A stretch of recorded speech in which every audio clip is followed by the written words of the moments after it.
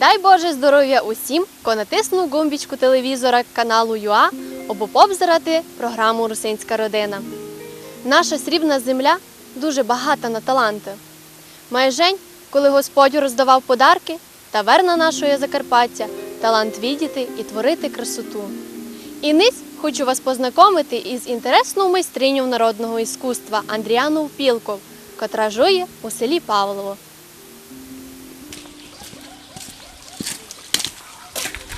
Дай Боже здоров'я, Андріана. Ви знаєте, чому до вас прийшла? Чула, що маєте золоті руки. І в'яжете, і вишиваєте, і гургулуєте, і з пацерів украшення робите. Та хотіла б се поділити вашими роботами другим. Чи казали б сте нам, Дашу? Покажу. Андріана народилася в селі Павлово, де і жиє тепер. Провчилася 9 класу, а бо нігде не поступала і нігде не робить, бо сильно хворіє, що й не може сама виходити на вулицю. Но сидіти цілими днями без діла теж не може, тому і почала займатися ручними виробами. Ще в початкових класах вчила її бабка в'язати спицями. Потім почала сама вчитися по схемах з газет, а далі записалася в книжний клуб, з котрого заказувала книжки і по них навчилася гургулувати крючком.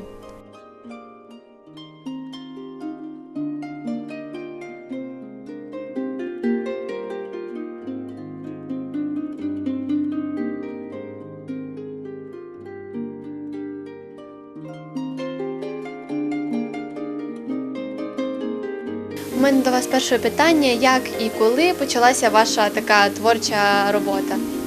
Коли ходила в початкові класи, мене баба навчила в'язати спицями. І я почала в'язати спицями. Почала в'язати перший раз узори, потім мене баба навчила в'язати безрукавки, рукавиці, свитера, такі всякі творчі роботи.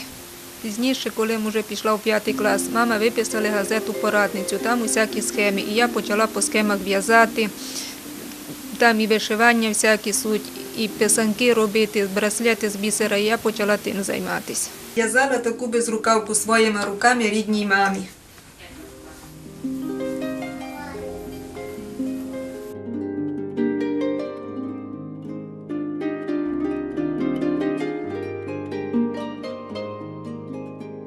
Записалася в книжковий клуб, виписала собі відта книги і почала відта в'язати.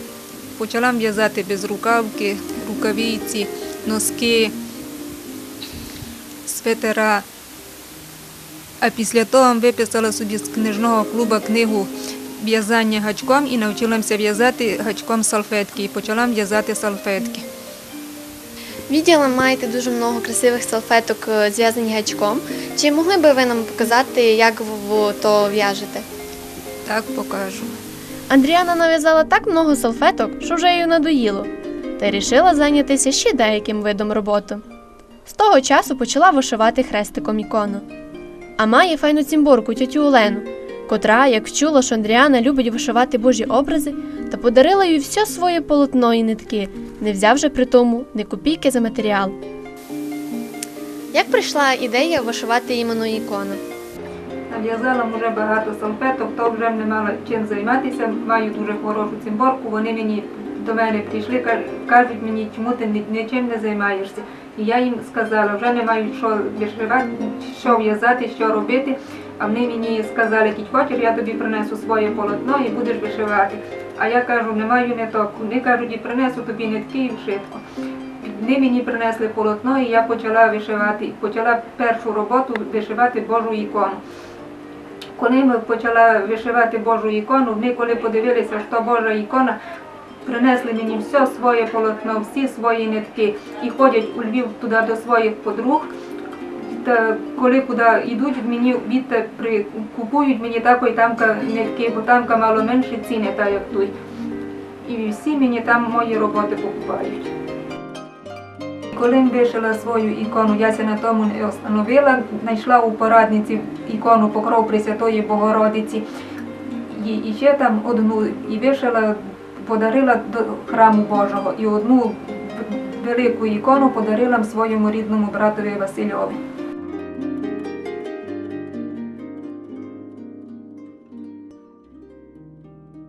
І так з Божою помочю, з Божою ласкою вишила вона першу ікону Вишгородської Богородиці. На томуся не остановила і почала вишивати далі. Свої ошутки роботи вона не продає, не хвалиться ними, а робить їх для себе, для близьких їй людей. Ця робота приносить їй радість і хоч якось утішає.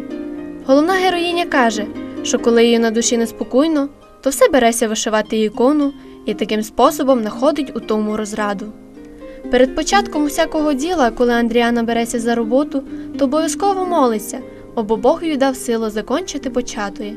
А коли уже завершує свою труду, то додякує Богу, що помог їй довести діло до кінця. Так само молиться до Бога, бо помог їй збавитися від хворот і бути здоровою. На сій час дошовить Андріана 7 ікону нитками і 3 з бісера.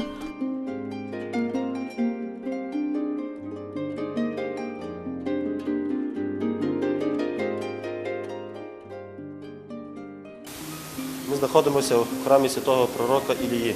2007 року, відколи храм почав будуватися, люди приносили свої різні труди. Найперше приносили молитви, тому що храм завжди починається, відколи він посвячений, відтоді люди в ньому і моляться. Основним видом поклоніння Богу є ікони. Ми перед іконами стараємося помолитись Богу, дивлячись на ту особу, яка зображена. В наші дні ми маємо прекрасну пам'ятку, коли нам подарували ікони, люди вишивали своїми руками. Ми знаємо, що на Закарпатті люди славилися писанням ікон, писанням святих храмів. Але малі села, не маючи такої можливості описати весь храм, дарили ікони такі, які робили вони своїми руками. В наш день ми бачимо прекрасний погляд на те, що є 2 ікони, подаровані від спілки Андріана.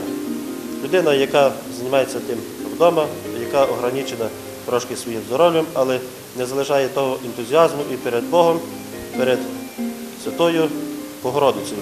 І в честь Пресвятої Богородиці вона нам подарила ці 2 прекрасні ікони, за що їй дуже щиро дякуємо. Дякуємо за те Богу, що є такі люди, які висловлюють таку подяку Богу і підтримку християнського всього світу.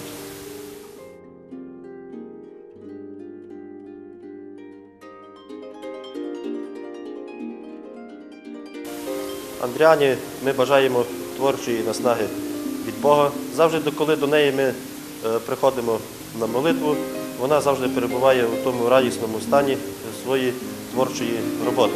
Завжди вона шукає, яку би ікону вишивати. І ми бачимо, що вона звертається переважно до Божої Матері. Значить, по роду чоловічому, як Бог сотворив людину, так воно кожна особа, чоловіча чи жіноча, дивиться на ікони. Тобто людина бере приклад із тих людей, які жили по всьому світі, по Божих церквах і по тих святих трудах, які вони трудилися. Значить, і ми бачимо великий приклад від тих святих людей. Андріані ми бажаємо, нехай Господь її сохраняє на довгі і щасливі роки життя, трудитися, не залишати той святий труд, тому що бачимо, що він є видний перед людьми і перед Святою Церквою.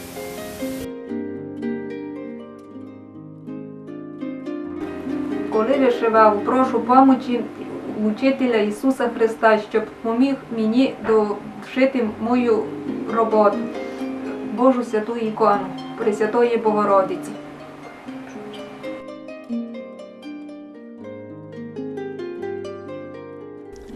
Андріана нагороджена дипломом учасника свята народних ремесел і фольклору. З 2012 року і по нинішній день беруть її роботи на виставки, на котрих кожен може полюбуватися тою красою, котру сотворила наша головна героїня. Відділом у вас висить диплом учасника фестивалю «Робіть своїми руками». Що можете про нього повісти? Бувший директор школи Лізанець Петро Іванович.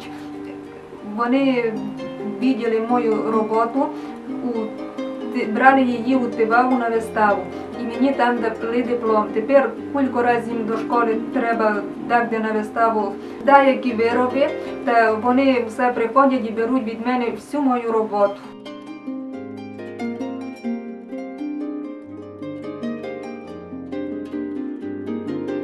Андріана Пілка має ще много робот із пацирьок. Робить з них все, що десь увидить, і все, що придумать. Ланцюжки, браслети, писанки та й салфетки. Найбільше поразили писанки, бо на одну писанку Андріана потратила лем 2 дня, при тому, що кожну бісерку треба було клеїти іглово окремо.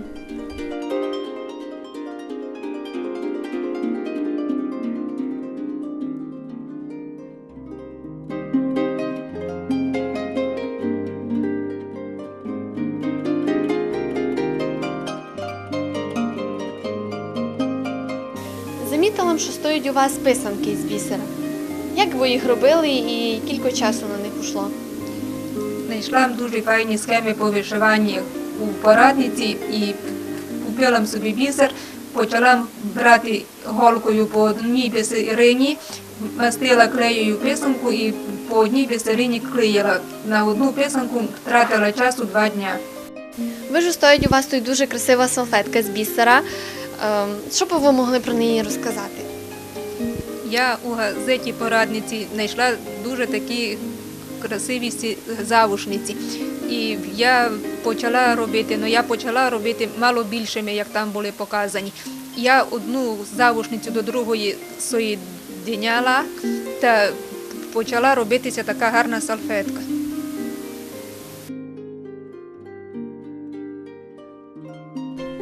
Окремими є її спеціально зв'язана мамі безрукавка і покровчик малому племіннику Іванкові. Всі роботи є унікальними тим, що робила їх Андріана для самоблизьких їй людей.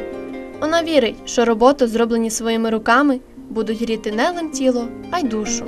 Андріана каже, що все зроблено то є не лим її заслуга, а її сім'ї, котра поддержує і помагає їй в будь-якій ситуації. Майже іменно віра і любов ближніх помагають їй творити таку красу. Надіємося, що Андріана й далі буде радувати всіх своїм талантом, і її потрачені сили будуть неодмінно оцінені. Тому бажаємо їй терпіння, натхнення, сиренчі, благополуччя і, саме головне, здоров'я.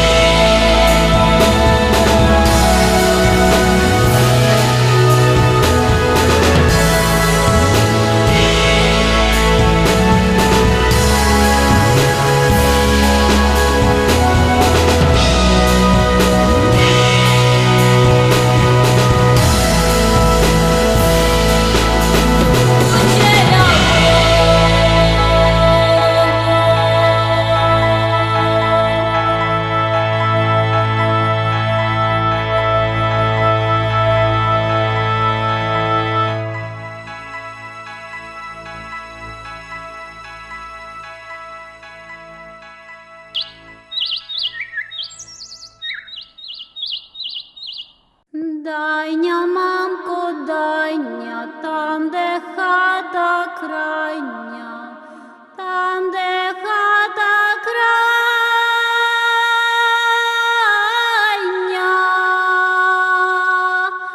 Кажуть люди, кажуть, що я дівка файна, що я дівка файна.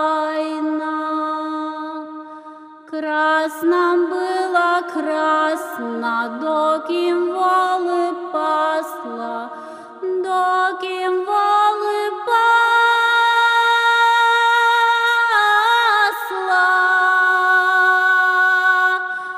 Тепер їх не пасу, тепер їх не пасу. Взяли хлопці красу. Красна була красна межі дівочками, межі дівочками.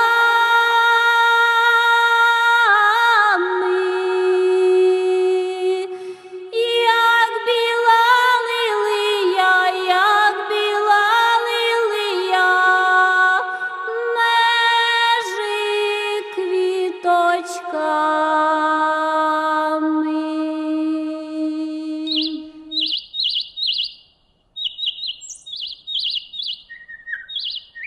Ой, долі, вдолі, вдолі в луженьки,